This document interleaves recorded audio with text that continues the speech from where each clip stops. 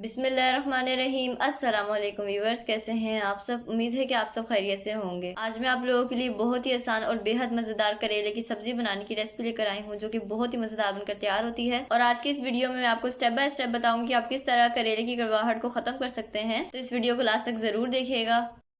तो चलिए आइए वीडियो को स्टार्ट करते हैं। तो सबसे पहले यहाँ पर मैंने लिया है 1 किलो करेला।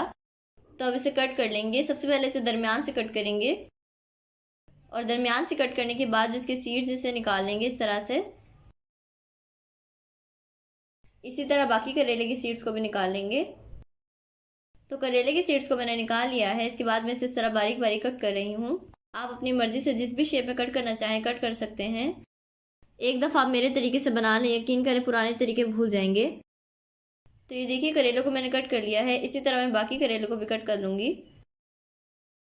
तो ये देखिए सारे करेले को मैंने कट कर लिया है। अब मैं इसके अंदर ऐड कर रही हूँ नमक। तकरीबन 2.5 टेबल स्पून इसके अंदर ऐड कर रही हूँ। नमक हम बेसिकली इसलिए लगाते हैं ताकि करेले की कड़वाहट खत्म हो जाए।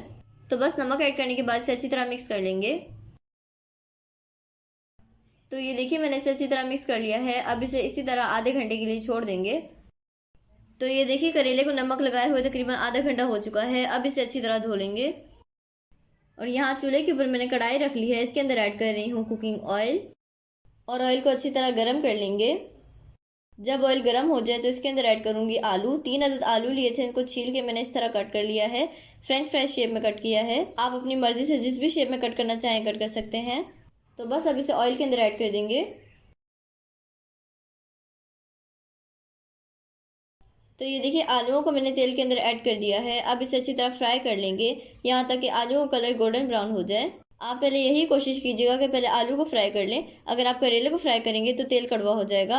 अभी मैंने थोड़ा ज़्यादा तेल ऐड किया है ताकि आलू को फ्राई कर लूँ। और आलू को फ्राई करने के बाद मैं तेल को थोड़ा सा कम कर लूँगी।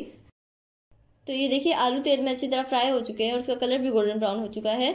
अब इसे तेल से बाहर निकाल लेंगे। एक प्लेट के ऊपर मैंने पहले ही टिश्यू रख लिया था, उसके अंदर मैं आलू को निकाल रही हूँ।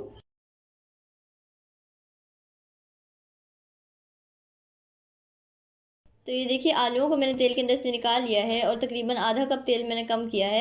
अब मैं इसके अंदर ऐड करूंगी करेला। डायरेक्ट नमक लगा हुआ ऐड नहीं करेंगे, इसको पहले अच्छी तरह वॉश करने के बाद ऐड करेंगे। और बस अब इसे भी अच्छी तरह फ्राई कर लेंगे यहाँ तक कि इसका कलर भी गोल्डन ब्राउन हो जाए।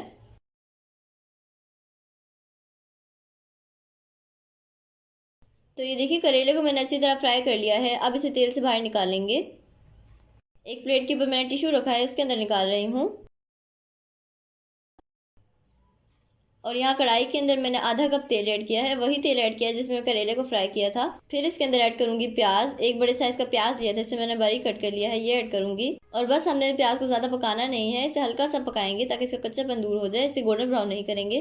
फिर इसके अंदर ऐड करूंगी एक बड़े साइज का टमाटर और इसे अच्छी तरह मिक्स करेंगे और 2 से 3 मिनट तक भून लेंगे। आपको लग रहा होगा कि झाग क्यों बन रहा है, मैं डबल रिफाइंड ऑयल यूज कर रही हूँ इसीलिए झाग बन रहा है, वरना नॉर्मल रिफाइंड ऑयल्स में नहीं बनता है।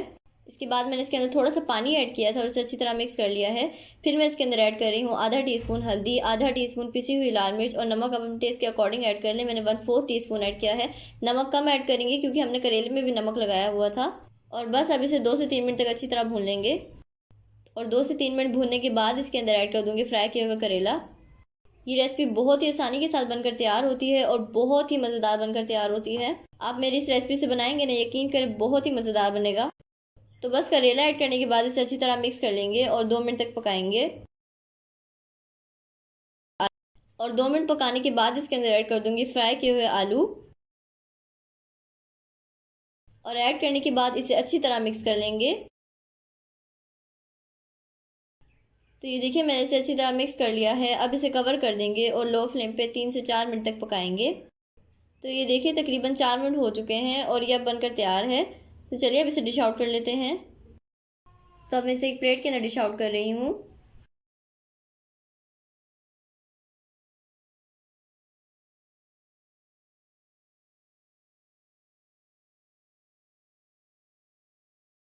तो ये देखिए मैंने इसे डिश आउट कर लिया है और यकीन करें बहुत ही मज़ेदार बना है। आप इस रेसिपी को ज़रूर ट्राई कीजिएगा और मुझे फीडबैक भी लाजमी दीजिएगा।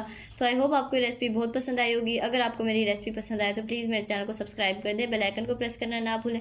वीडियो अच्छी लगे तो लाइक और शेयर करना ना भूलें। तो नेक्स्ट वीडियो तक अल्लाह हाफिज़।